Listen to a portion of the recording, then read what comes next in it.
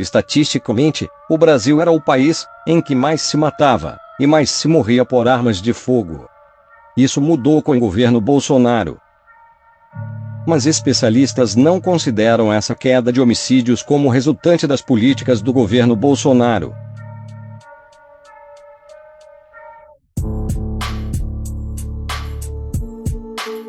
A epidemia de assassinatos no Brasil vem perdendo força. No ano passado, o país registrou 41 mil mortes violentas, cifra 7% mais baixa que a de 2020, quando houve 44 mil homicídios, e 30% inferior à de 2017, quando se contabilizou o recorde de 59 mil homicídios. Recém-divulgados, os números são do Monitor da Violência, um levantamento feito pelo site de notícias G1, pelo Fórum Brasileiro de Segurança Pública e pelo Núcleo de Estudos da Violência da Universidade de São Paulo, a USP, a partir de dados oficiais de todos os estados. Logo após a divulgação do Monitor da Violência, o presidente Jair Bolsonaro atribuiu a diminuição dos assassinatos aos seus decretos que facilitaram o acesso da população civil às armas de fogo. Apenas no grupo dos caçadores, atiradores e colecionadores, o total de armas registradas saltou de 255 mil em 2018, antes do governo Bolsonaro, para 1,1 milhão em 2021. Vocês viram que o número de homicídios por arma de fogo caiu ao menor número histórico, né? Comemorou o presidente em conversa com apoiadores na porta do Palácio da Alvorada, em Brasília. A imprensa não fala que, após a liberação das armas para o pessoal de bem, o cara criminoso pensa duas vezes antes de fazer uma besteira. Se o número de homicídios tivesse aumentado, quem era o culpado? Não precisa dizer. Especialistas em segurança pública, porém, dizem que a interpretação do presidente da República é falaciosa. De acordo com eles, o fato de os dois fenômenos, a disseminação das armas de fogo e a diminuição dos assassinatos, ocorrerem ao mesmo tempo não significa que um é necessariamente a causa do outro. Afirma Tiago Ivo Odon, consultor legislativo do Senado na área de direito penal. Ao contrário, os estudos científicos mostram que a maior disponibilidade de armas de fogo no mercado leva ao aumento das mortes violentas. Os suicídios crescem, a violência doméstica dispara, acidentes em casa envolvendo crianças, a briga de bar ou de trânsito termina em fatalidade, a arma do cidadão muitas vezes vai parar na mão do crime organizado. O jornalista Bruno Paes Manso, pesquisador do Núcleo dos Estudos de Violência da USP, acrescenta: a queda dos homicídios não se deve a nenhuma ação do governo federal. E mais, se o governo não estivesse incentivando a disseminação das armas de fogo na sociedade, a redução da violência no país poderia ter sido ainda mais acentuada.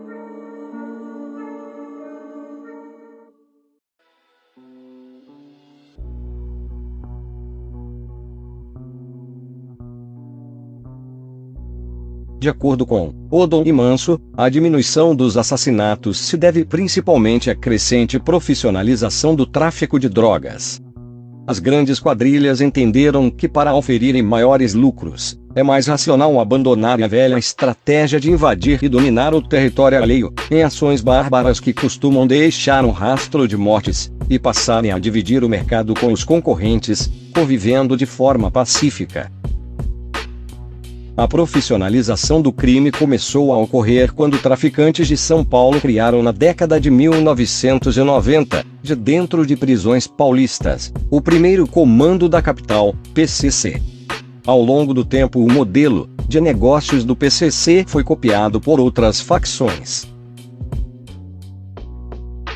Esse processo se difundiu depois que as quadrilhas cresceram e passaram a exportar a droga para a Europa, a África e a Ásia, e não apenas importá-la dos países vizinhos para o mercado nacional, ao mesmo tempo em que passaram a atuar também no atacado, não apenas no varejo.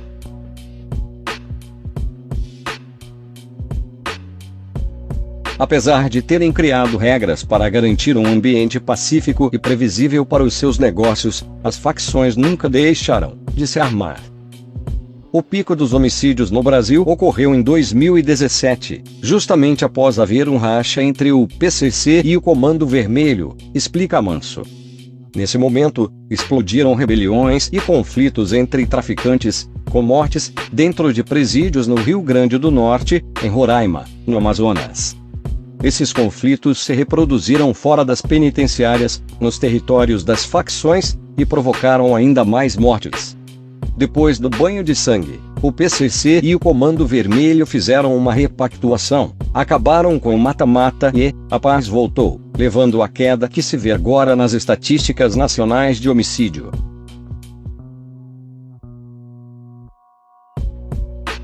O pesquisador da USP chama a atenção para o fato de que, apesar de os assassinatos totais do Brasil terem caído entre 2020 e 2021, alguns estados, especialmente os da região norte, foram na direção contrária e assistiram a um aumento dos crimes contra a vida.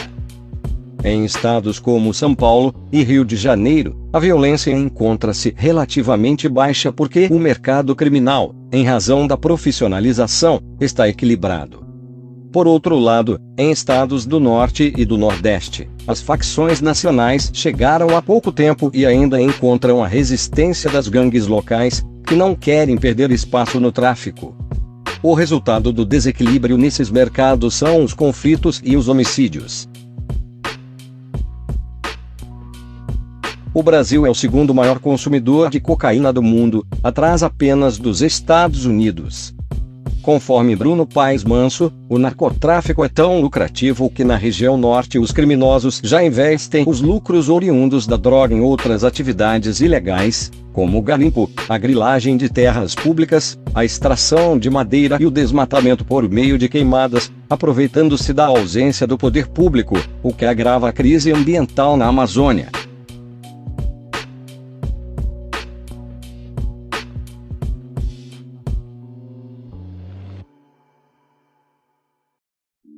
Manso lembra que o crime organizado não se limita às quadrilhas de traficantes de drogas, mas inclui também as milícias.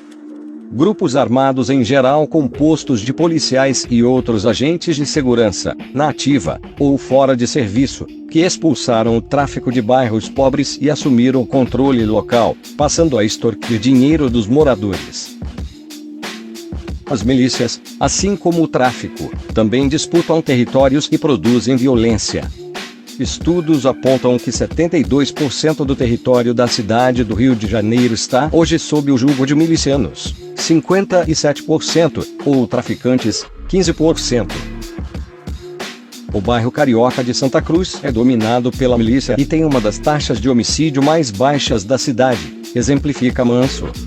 É claro que lá os milicianos cometem diversos crimes, mas não os assassinatos. Da mesma forma que o tráfico, a milícia percebeu que é contraproducente tentar conquistar o território alheio e entrar em guerra e que o mais conveniente para os negócios é manter a estabilidade e a previsibilidade. As estatísticas indicam que, de fato, o crime organizado é responsável pelo grosso da violência nacional. Algo entre 70% e 80% dos assassinatos do Brasil decorre do narcotráfico ou da milícia, seja de quadrilhas brigando entre si, seja enfrentando a polícia. Por sua vez, os homicídios cometidos por ladrões, os latrocínios e aqueles decorrentes de conflitos interpessoais, como a briga entre vizinhos e a violência contra a mulher, respondem pela menor parcela dos crimes contra a vida, muito embora tenham mais espaço nos jornais e despertem maior comoção pública e sensação de insegurança. O latrocínio e o feminicídio são crimes muito graves e traumáticos, mas não provocam ciclos de vingança, ao contrário do assassinato de traficantes e milicianos. Continua o pesquisador da USP. Quando alguém de uma facção mata pessoas da comunidade vizinha, a facção da comunidade invadida revida e mata pessoas da facção invasora, dando início a um ciclo que pode não ter fim. Em São Paulo, eu já acompanhei um homicídio que produziu outros 156 homicídios no decorrer de mais de 10 anos, resultado da vingança e do seu efeito multiplicador da violência. Especialistas em segurança pública afirmam que existem outros fatores, embora em menor grau, aos quais também se pode atribuir o recente decréscimo dos homicídios no Brasil. Um deles é a transformação da pirâmide etária. Diante da diminuição da natalidade e do aumento da longevidade, o país passou a ter menos jovens e mais idosos. Isso afeta o índice de mortes violentas porque tanto os criminosos quanto as vítimas têm majoritariamente entre 15 e 29 anos de idade. Um segundo fator pode ser a pandemia do coronavírus, iniciada em 2020. A crise sanitária levou parte da população brasileira a permanecer mais tempo dentro de casa e expor-se menos à violência dos espaços públicos. Apesar da queda no número de homicídios em 2021, o Brasil continua sendo um dos campeões mundiais nesse tipo de crime.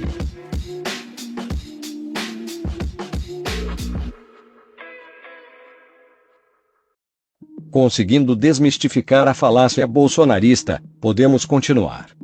O Brasil possui também um imenso mercado de armas ilegais com grandes territórios dominados pelo crime organizado e múltiplas rotas do narcotráfico.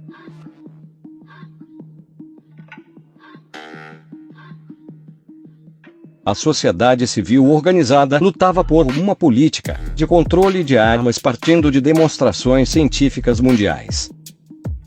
Esses dados demonstram que, quanto menos armas em circulação, menores os índices de mortes por arma de fogo e de criminalidade.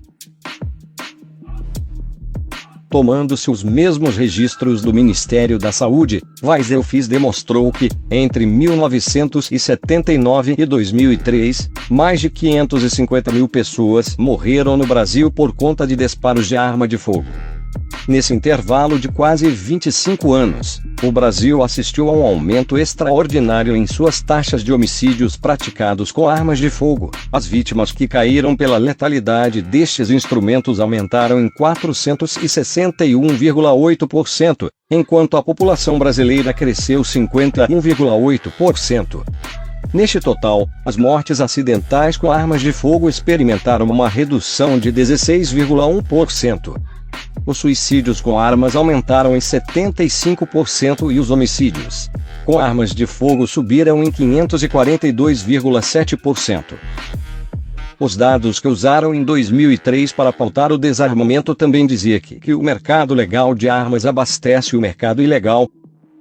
Eu daria destaque a um dado que está tendo enorme repercussão no mundo e que foi nossa última pesquisa, concluída em julho, na qual constatamos que 33,1% das armas apreendidas na ilegalidade foram legalmente vendidas para cidadãos de bem. Entrevista concedida em 2003 pelo coordenador do Programa de Controle de Armas da ONG Viva Rio, Antônio Rangel, à Rede GIF. E que, em consequência, quanto menos armas registradas no país, menos armas estarão disponíveis para os criminosos.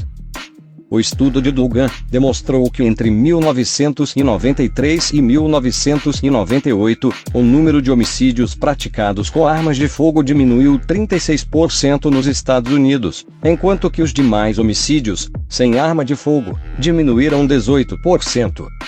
Durante este mesmo período, pesquisas nacionais revelaram uma redução relativa no número de proprietários de armas de fogo. O estudo citado foi realizado por Mark Dugan, no ano 2000, e foi intitulado More Guns, More Crimes em português, Mais Armas, Mais Crimes. Foi concluído essa época também. Ainda que o porte de armas aumenta as chances de mortes acidentais ou causadas por brigas domésticas e de trânsito, por exemplo. Grande parte da pesquisa sobre lesões fatais por arma de fogo está relacionada com a possível ligação entre o número de armas de fogo disponíveis e a taxa de crimes violentos, suicídio e mortes acidentais em uma determinada população. Tal pesquisa é baseada na teoria da oportunidade e mais especificamente no que pode ser chamado de teoria geral da disponibilidade de armas de fogo, que assume que quanto mais armas de fogo estiverem disponíveis em uma sociedade, mais lesões ocorrerão. Este foi um trecho de um estudo apresentado pelo Departamento de Justiça do Canadá, em setembro de 1998.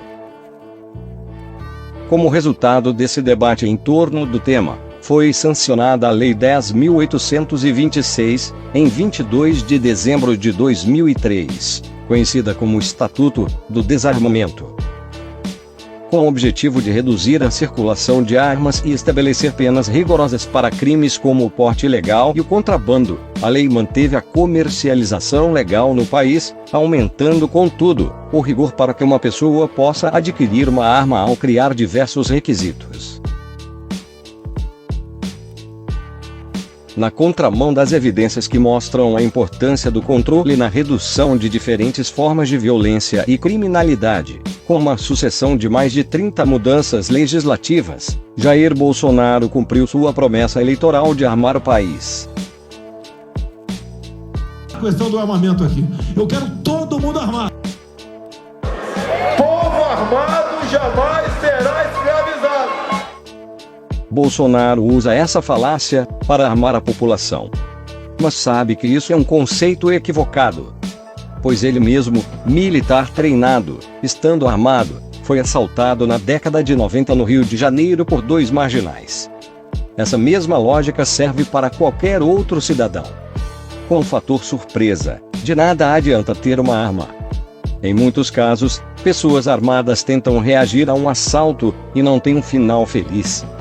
Essa agenda toda, de facilitação da liberação das armas, só favorece marginais, como o tráfico e as milícias. Bolsonaro segue o modelo dos Estados Unidos, apesar de todas as tragédias mundialmente conhecidas naquele país, como chacinas cometidas em escolas e lugares públicos com o uso de armamentos por civis. A agenda pró-armas no Brasil regulou a compra de armamento e munição por agentes de segurança, e CACs, colecionadores, atiradores desportivos e caçadores, que flexibilizaram o acesso e o limite para a aquisição de armamentos e munições. Embora Bolsonaro tente associar o chefão do PCC a Lula, foi a liberação maciça de armas nos últimos 4 anos que armou o maior grupo criminoso do país. Os decretos que flexibilizaram o porte e o comércio de armas fez com que a maior facção criminosa do país se armasse, com mais facilidade. Em 2019 o MPF alertou o governo federal através de uma nota técnica em que afirmava que os decretos facilitariam o desvio de armas para o crime organizado. Bolsonaro, claro, ignorou o alerta.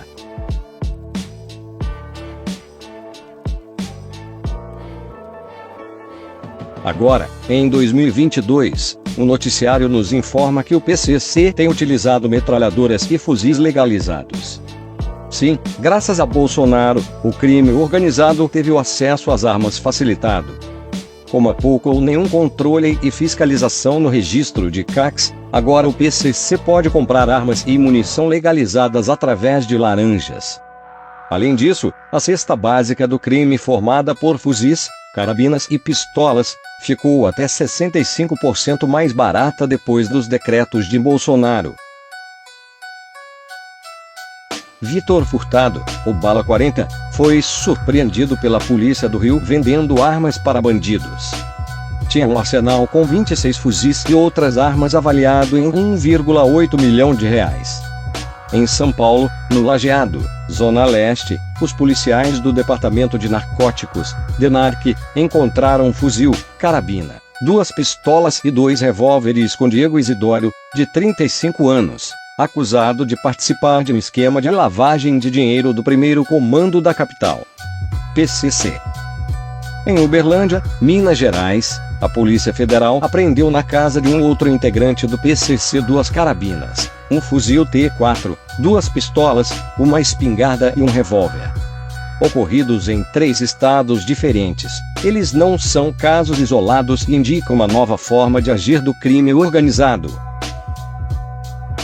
A nova situação permitiu aos bandidos a opção de comprar armas a um preço até 65% menor do que eram obrigados a pagar quando tudo vinha pelo contrabando da Bolívia ou do Paraguai. É o que diz o promotor Lincoln Gakia, um dos maiores especialistas do país no combate ao crime organizado. É muito fácil pegar um laranja e tirar o certificado de CAC. O documento é concedido pelo Exército. Se for para ser atirador, o criminoso poderá comprar 30 armas com esse registro, sendo 15 fuzis de uso restrito e 6.000 munições por ano. Já se o bandido obtiver o registro de colecionador, ele não terá limite de compra de armas, desde que adquira apenas 5 de cada modelo, como os fuzis AR-15 e Ruger, R$8.000. Eles, integrantes do PCC, pagavam de R$35.000 até R$59.000 num fuzil no mercado paralelo e agora pagam de R$12.000 a R$15.000 um fuzil calibre .556 com nota fiscal, disse o promotor. Segundo ele, foram detectadas em várias investigações do Grupo de Atuação Especial e Repressão ao Crime Organizado, GAECO, ordens da facção para que membros do grupo obtivessem o registro de CAC. O lobby das armas é uma indústria bastante lucrativa. Essa é uma agenda muito antiga, que Bolsonaro e seus filhos há tempos já planejavam implementar no Brasil. Em outubro de 2017, um ano antes das eleições no Brasil, Jair Bolsonaro e seus filhos buscaram parceiros no mercado financeiro dos Estados Unidos. No início daquele ano, seus filhos se reuniram com executivos da NRA, a Associação Nacional de Rifles. Flávio escreveu: "Esta manhã nos reunimos com 3 grandes fundos de investimento em Boston. Excelentes reuniões para mostrar ao mercado o verdadeiro Bolsonaro, e não o monstro que grande parte da mídia quer que ele pareça ser. Nosso objetivo é contribuir para a luta contra a manipulação do falso conservador e entreguista Jair Bolsonaro, e contra o esforço de Steve Bannon, líder do grupo O Movimento, cujo braço sul-americano é liderado pelo filho de Jair Bolsonaro, Eduardo. Jair Bolsonaro e seu filho Flávio estão intimamente ligados às milícias do Rio de Janeiro. Por exemplo, um dos executores da política Marielle Franco era vizinho de Jair Bolsonaro. Outro exemplo é que Flávio Bolsonaro costumava contratar parentes de milicianos para trabalhar em seu gabinete quando era deputado estadual no Rio de Janeiro. No final de 2015, Eduardo e Carlos Bolsonaro foram apresentados à extrema-direita americana e à indústria de armas dos Estados Unidos por funcionários brasileiros da 88 Tactical, Tony Eduardo e Souza, e também pelo ex-lutador de MMA, Royce Gracie. Tanto Royce Gracie quanto Tony Eduardo lideraram programas para ensinar técnicas de autodefesa para policiais nos Estados Unidos. Tony e Royce trabalham juntos desde 2015 para apoiar a campanha presidencial de 2018 de Jair Bolsonaro, que era amplamente esperada no Brasil desde pelo menos 2014. Eles também apoiaram a reeleição de Eduardo Bolsonaro para deputado, e a eleição de Flávio Bolsonaro para o Senado. Carlos Bolsonaro é vereador da cidade do Rio de Janeiro desde 2001. O que os uniu foi o desejo de revogar o Estatuto do Desarmamento Brasileiro, sancionado por Lula em 2003. Os Bolsonaros e seus aliados queriam mudar a cultura brasileira e a legislação de controle de armas para imitar a flexibilização das leis de armas de fogo dos Estados Unidos, e para facilitar a importação e venda de armas de fogo para civis. Convidados pela 88 Tactical, Eduardo e Carlos Bolsonaro participaram do Las Vegas SHOT Show, maior evento anual americano para entusiastas de armas de fogo, nos anos de 2016, 2017 e 2018. Funcionários do 88 Tactical, junto com Royce Gracie, que virou um lobista da agenda do armamento nos Estados Unidos e também em todo o mundo através de seus canais de mídia social, apresentou a família Bolsonaro aos executivos da NRA, Associação Nacional de Rifles, e ao político Donald Trump Jr., filho da marionete sionista, Donald Trump. Em 19 de janeiro de 2017, no SHOT Show, Carlos Bolsonaro comentou no Instagram que ele e seu irmão, Eduardo, haviam sido levados por Royce Gracie para uma reunião privada com executivos da NRA. Na foto do SHOT Show, eles estavam ao lado dos funcionários da 88 Tactical, Tony Eduardo e Souza, de Royce Gracie, o diretor de operações da NRA, John Bailey, e o editor-chefe da NRA, Edward Friedman. Carlos Bolsonaro escreveu que eles tiveram a oportunidade de discutir com a NRA a situação política e cultural brasileira sobre a legislação de controle de armas. Na reunião também criticaram o monopólio da fabricante brasileira de armas Taurus, no restrito mercado brasileiro. De volta ao Brasil em fevereiro de 2017, e aparentemente inspirado pela NRA, Eduardo Bolsonaro organizou um protesto de rua nacional, do gabinete de seu pai, Jair. Eduardo, apoiadores de Bolsonaro e ativistas da proliferação de armas marcharam contra a Lei Nacional de Controle de Armas do Brasil, o Estatuto do Desarmamento. Eduardo também usou sua conta no Instagram para promover a abertura do mercado brasileiro para fabricantes internacionais de armas. Observe que o famoso ativista pró-armas, Beni Barbosa, estava nessa manifestação.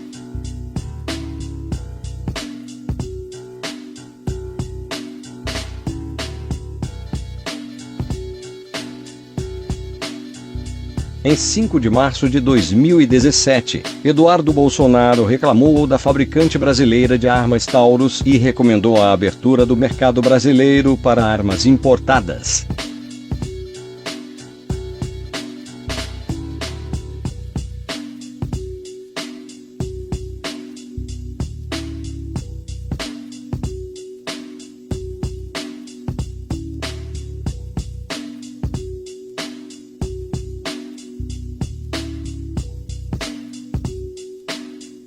Em 22 de março de 2017, Eduardo Bolsonaro recebeu seu cartão de membro da NRA em seu gabinete no Congresso Nacional.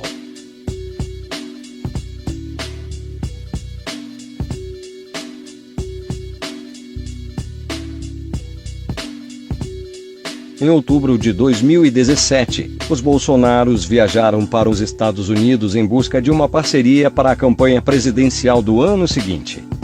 Eles foram para Flórida, Washington, Boston e Nova York. Eles não deixaram rastro em suas contas nas redes sociais sobre com quem se encontraram em Washington. Eles divulgaram mais tarde em uma reunião em Nova York com apoiadores transmitida pelo YouTube, que haviam estado em Washington. Obviamente, há uma chance viável de que eles possam ter se encontrado novamente com executivos da NRA. Em Boston, em busca de uma parceria, eles se reuniram na MFS Investment Management, cujo presidente executivo é o bilionário Robert Manning. Mais tarde, em março de 2019, no início da presidência de Bolsonaro, a empresa de fundos mútuos de Boston assinou um acordo de exclusividade com o banco brasileiro BTG Pactual, fundado pelo ministro da Economia de Bolsonaro, Paulo Guedes, abrindo um fundo MFS Meridian Prudent Capital Fund para investidores brasileiros. Em janeiro de 2018, no SHOT Show, Carlos e Eduardo Bolsonaro se encontraram novamente com o diretor de operações da NRA, John Bailey, ao lado de Royce Grace, e dos funcionários da 88 Tactical, Tony Eduardo e Ives Souza. No SHOT Show do dia 27 de janeiro de 2018, Carlos Bolsonaro comentou empolgado: simplesmente fazendo contato com todo mundo. Ele marcou o Instagram da NRA. A foto é muito parecida com a do ano anterior. Royce Grace está no centro da equipe, ligado ao diretor de operações da NRA, John Bailey. Os irmãos Bolsonaro estão à direita. Os funcionários da 88 Tactical também estão na foto. Tony Eduardo na extrema esquerda, Ives de Souza em terceiro à direita. A importação de armas no Brasil cresceu exponencialmente desde 2018, ano em que Jair e Eduardo Bolsonaro atuavam como deputados visando a anulação do Estatuto do Desarmamento, ao lado do deputado catarinense Rogério Mendonça, o Peninha, do MDB. Segundo reportagem da CNN, em 2017 a importação de pequenas armas, revólveres e pistolas representaram 2,2 milhões de dólares. Em 2018, o valor aumentou mais de 5 vezes, para 11,8 milhões. Em 2019, com Bolsonaro já presidente, o valor quase dobrou para 21,2 milhões, e em 2020 saltou para 29,3 milhões de dólares. Em 2020, a maioria das armas foram importadas da Áustria, onde a marca Glock é fabricada, seguido pelos Estados Unidos. Um fato que pode interessar especialmente a quem suspeita sobre o episódio da suposta facada em Jair Bolsonaro, o considerando uma farsa arquitetada por Steve Bannon. Em 5 de setembro de 2018, no dia anterior ao suposto atentado, o representante da NRA, Royce Grace, veio ao Brasil e se encontrou com Beni Barbosa, considerado o mais influente ativista pelas armas de fogo no país, no Clube de Tiro 38, de propriedade de Tony Eduardo. Aquele que apresentou Eduardo Bolsonaro à indústria de armas dos Estados Unidos em 2016. Beni Barbosa é o mais importante ativista pelas armas de fogo no Brasil. Bacharel em Direito e coautor do livro Mentiram para mim sobre o desarmamento. Desde pelo menos 2005, Beni Barbosa vem assessorando parlamentares, incluindo Jair Bolsonaro quando deputado, para criar projetos de lei que possam revogar o Estatuto do Desarmamento. Atualmente, Beni Barbosa reside em Florianópolis e enriquece como figura principal do Projeto Policial, empresa que promove cursos de tiro e treinamento de defesa pessoal. 2 meses antes do suposto atentado, Adélio Bispo de Oliveira havia passado pelo local em datas que coincidiram com a presença de Carlos Bolsonaro. Carlos Bolsonaro esteve em clube de tiro no mesmo período que Adélio, aquele que esfaqueou seu pai. Adélio Bispo, que era de Montes Claros, Minas Gerais, foi misteriosamente para São José, Santa Catarina, e esteve em um clube de tiro no dia 5 de julho, 2 dias antes de Carlos Bolsonaro, que passou um final de semana todo confinado no local.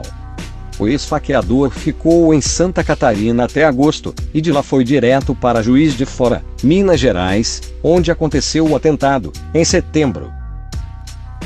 No mesmo dia em que Royce Grace e Beni Barbosa estiveram no Clube de Tiro 38, Eduardo Bolsonaro mandou, através de seu Instagram, um recado para a NRA contra o Estatuto do Desarmamento.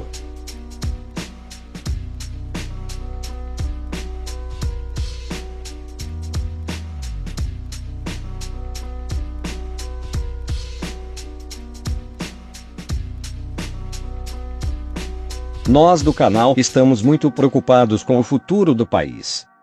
No geral, o governo de Jair Bolsonaro foi um desastre para a maioria da população. A maneira como seu governo lidou com a pandemia de Covid-19 foi catastrófica, resultando na morte de quase 690 mil cidadãos até o momento da produção deste vídeo. O desemprego e a fome aumentaram quando Jair Bolsonaro se mostrou alheio ao sofrimento de seu povo e incompetente para liderar a maior economia da América do Sul, enquanto inundava o país com armas importadas. A provável interferência da NRA e da indústria de armas americana no processo democrático do Brasil em 2018 deve ser denunciada para evitar sua recorrência no pós-eleições do país de 2022 e ainda, para ajudar as autoridades do Brasil e dos Estados Unidos a investigar o agente do caos, escolhido a dedo pela maçonaria, Jair Bolsonaro, seus filhos e seus aliados. Todo esse lobby pró-armas, além de gerar lucro, também serve para criar uma possível revolta armada no Brasil, no pós-eleições, depois da derrota de Jair Bolsonaro. O caos por meio do ódio, ele já conseguiu implementar na dividida e imbecilizada sociedade brasileira atual.